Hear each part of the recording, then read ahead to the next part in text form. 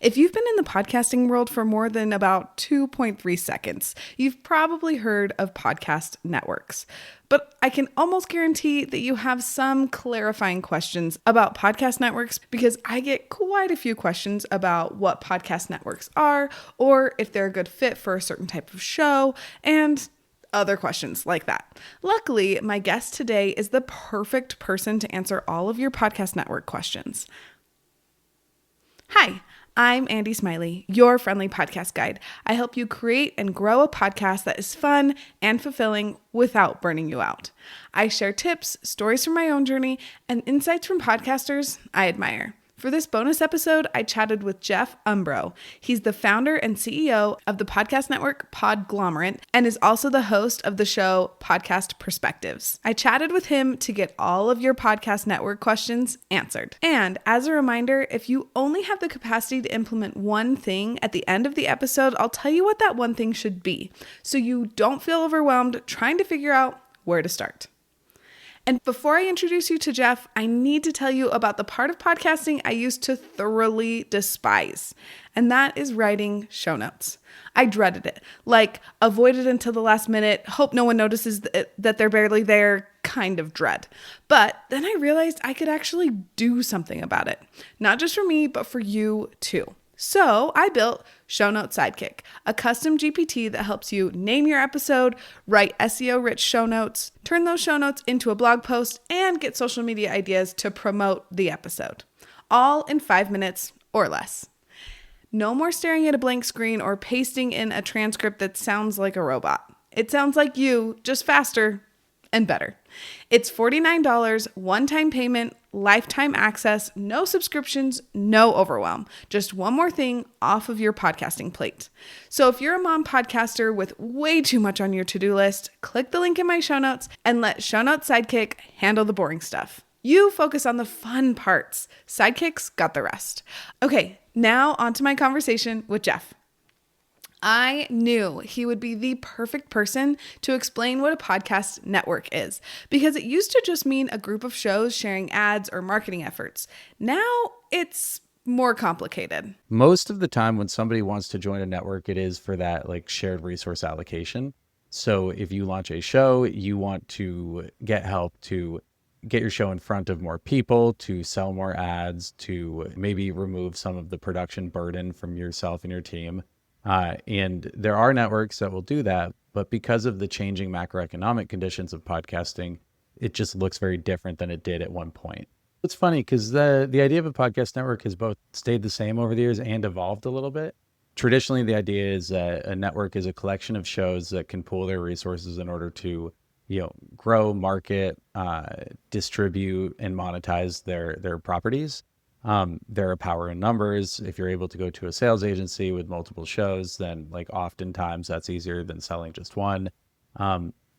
Today, the idea I feel like has transformed a little bit, and what people traditionally think of as a podcast network is now broken out into like 4 or 5 different things. So there are now service companies that will do all of this stuff for hire or in exchange for like a future share of revenue. There are companies that I would call like IP companies that are trying to front the costs on different podcasts in order to like reap some of the rewards down the line. There are folks that I would call sales agencies that might have some or none in terms of like marketing help for a show, but will go and like approach different agencies and advertisers on your behalf. And all of those, I feel like get grouped together and called podcast networks.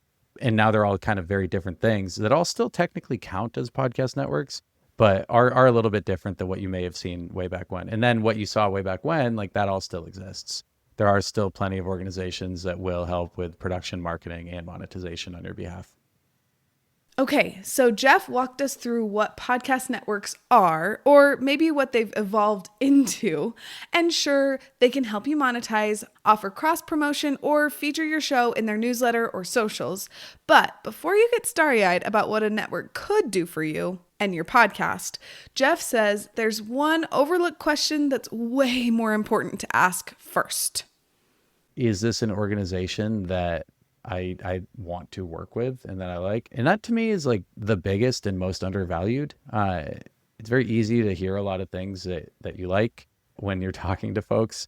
And sometimes it just doesn't shake out that way. So like when you're talking to networks, I would always ask for like examples or case studies of what they've been able to do in the past.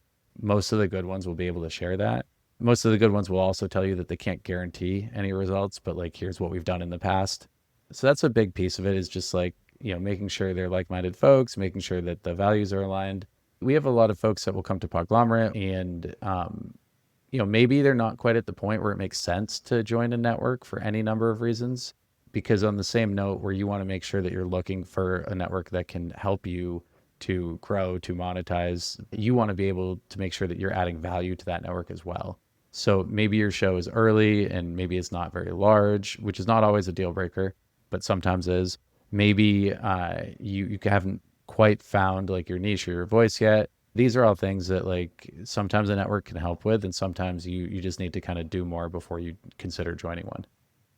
So, once you've wrapped your head around what networks are and how to evaluate them, the next big question is, am I even ready for one? Jeff gives us a way to figure that out.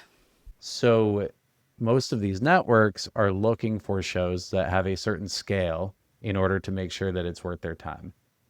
Some of the bigger networks that you've heard of are often looking at like total downloads per episode of a show, and some of them want to see like over 100,000 downloads an episode.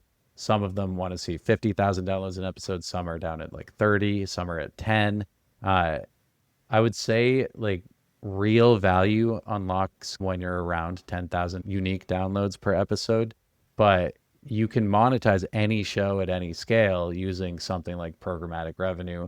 Or there is such instances where you have like an extremely niche show that's looking for, I don't know, like graphic designers or something, and you've found 1,000 people that listen to every episode. Like I'm sure Adobe would be really interested in those 1,000 people.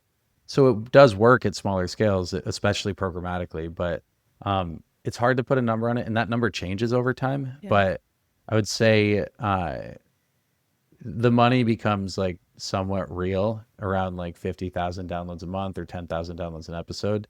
And then the number becomes very like, valuable and able to like support the show when it's at like double or triple that. Whew, I know that was a lot. So if you're sitting there wondering, okay, but now what? Don't worry. I asked Jeff to give us the next step if we feel ready to join a podcast network. So the first step is to do your research and look up all of the networks that you might be interested in joining. Find their contact information, which is 99% of the time going to be on their website. And I should, one more thing in terms of doing research. There are a lot of podcast databases out there that you can utilize. So like Podchaser is a great one. And you can just pop on there and type in the name of a show that you think is similar in affinities to what you're doing. And you can see like, who works on that show. Oftentimes you can see the email associated with it, which will many, many times be like the network email. So you can get a lot of information that way. But once you've discovered like who you want to reach out to, write up an email, make it short, put some bullets in it, and just say, hi, I'm interested in potentially joining your network for ad sales help or for marketing help or whatever it is. Here is my show. Here is a link to my show. Here is some information about my show. Here are some big guests that have been on my show. Here's how many downloads I'm seeing per episode over 30 days. Here's how many downloads I'm seeing per month. My show is hosted on this platform. This is what I am interested in doing. I know it sounds like a lot. Some people will say that's a lot. Some people will say that's not enough. But those are the first questions that these networks are probably going to ask you. And so if you come prepared and preemptively answer those questions, then it will be really helpful for them to kind of suss that out and understand if this is going to be relevant to like what they're looking for. And some of them will even have like a form that you fill out on their website that asks all of these questions. Totally. Okay. Yeah. And I really like that the idea of like answering the first questions that they're going to ask you, that just shows that you really want to be there, right? Yeah. That you're like trying to be there instead of just throwing out an email being, hi, I want to be on your network. Yeah. You can be like, I've done some research. I know what your network is about. I feel like we would be a good fit. When you put that extra effort in, I feel like it puts you to the top of the pile. Even if Yeah. maybe you end up not being a good fit, at least they're going to like read your email, right? 100%. It just shows like, the minimum viable effort. We get a lot of emails from people who have ideas for podcasts. And what I often tell them is like, go make an episode because that requires work. And, It you know, does. like if somebody's going to ask me for my time to evaluate what they're doing, then I'm going to ask them to make sure that they're putting in at least as much effort as I am. And once you've done your research and started reaching out to networks, the conversation actually begins with those networks. So, what should you actually ask them? Jeff has some ideas for you. What is the exact thing or things that this network will do for you? And many times they'll tell you, like, we will put your show in front of advertisers looking for shows and properties to buy ads on.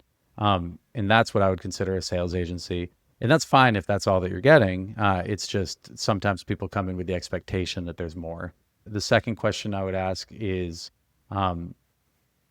like, do I still own my show, or what does that like value exchange look like?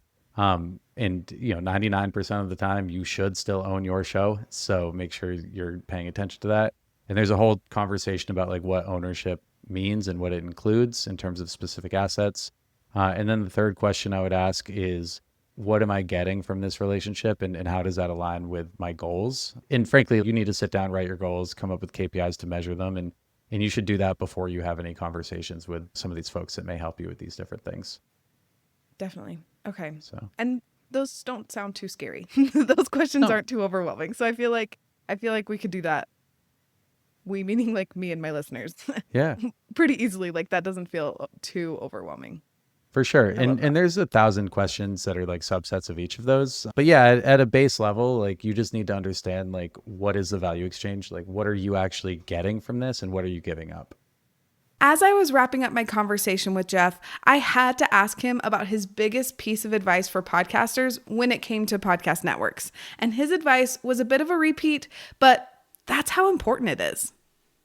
I think the biggest piece of advice is just to like, and I know I'm a broken record, but just to understand like what you want out of that relationship.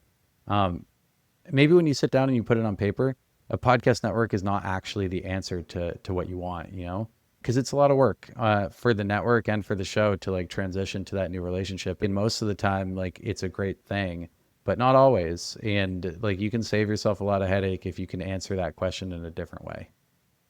So, Totally. I love that. I've noticed that like when I go to podcast conferences and stuff like that, podcast networks are like the end all be all. Like that's the goal, is to get on a podcast network. And what I've noticed is sometimes it's just not the best fit. Sometimes it's just better to be an indie and just have like a community in a different way. But yeah. you just kind of have to sit down and be like, okay, so what are my priorities and what do I need and how is the best way to make that happen? Well, I mean, just to illustrate that point, the Podglomerate has currently about 40 shows on its network, and some of them have been with us for 7 or 8 years at this point. But every year there's 2 or 3 that decide that they're going to go elsewhere or leave in general, and they all have their reasons for it. And it's a good thing because it means that like we're constantly evolving and everything, and it shouldn't be for everyone. And also like if it's a great fit, then like there is no better relationship. We have a show that we've been with for 7 years that it's not that large, it's probably around like 10,000 downloads a month, and it's been sold out for 6 years. One of the guys on the team over there, actually, a few years ago for the holidays, he sent me a big Podglomerate neon sign. And it is my favorite like piece of decorative anything. My fiance won't let me hang it up, but I love it. And like it makes me so happy every time I see it. And that came from this relationship that like on paper I should have said no to, and I know that's a silly example, but sometimes you just got to go with it because it's what you want to do, or it's what your gut tells you to do. So that's my piece of advice. Pay attention to the numbers, understand what you're asking for, and also every once in a while do a Hail Mary. So, Sure. I love it. yeah. That's awesome. Yeah. Well, thank you. Thank you so much for being on the show today. This has been a delight. And I know that so many of my listeners are going to be like, thank you, Andy, for finally doing this episode. You got it. And feel free to ask any questions over email, and I'm happy, Andy, to come back if you ever want. And like truly appreciate you having me on. This was really fun. It was. Thank you. Thank you. Isn't Jeff a wealth of knowledge? I'm so glad I got to pick his brain about podcast networks. So here's your next step, especially if all this feels a little overwhelming. Before you even reach out to a podcast network, pause and figure out, is this even the right move for me? And if it is, then do the research and reach out to networks that genuinely align with your values and your podcasting goals. If you have a podcasting friend who's been spinning her wheels trying to figure out if joining a network is worth it, would you send her this episode? I think it could save her a ton of time and stress. Thanks for listening to this bonus episode, and I'll be back releasing weekly episodes this fall when season 4 starts on September 2nd. I hope you have a marvelous summer.